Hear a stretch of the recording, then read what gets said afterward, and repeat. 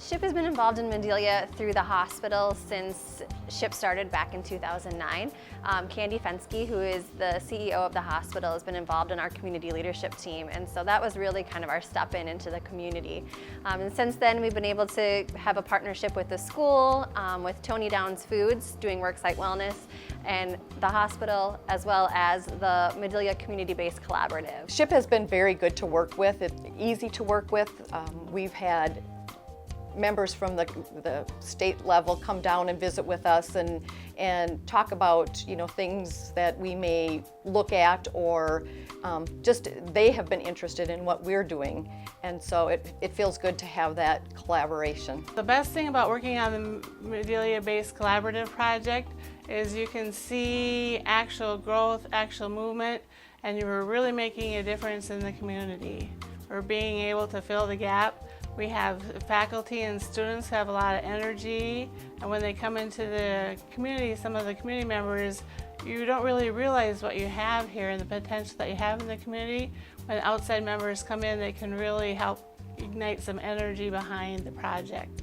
So the collaborative, Madelia Community-Based Collaborative, is made up of a whole conglomeration of people. We have professors, teachers from Minnesota State University, Mankato. We have community members, the principal of the elementary school. We have an elementary student from the county.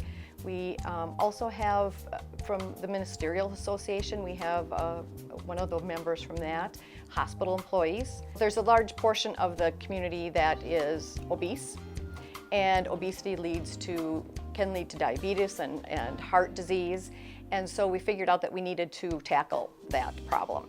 And we decided the easiest way to do that was to start with the kids. Kids are very impressionable. The Madelia Active Living Coalition, which was actually born out of the SHIP grant, and they have been successful at really engaging the school with Safe Routes to School and combining the Safe Routes to School work with the community work.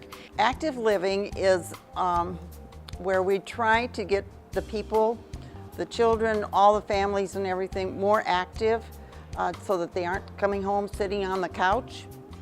Trying to establish walking, biking trails, and we had walk to school, bike to school days with the rest of the United States. We participated, had really good participation with that.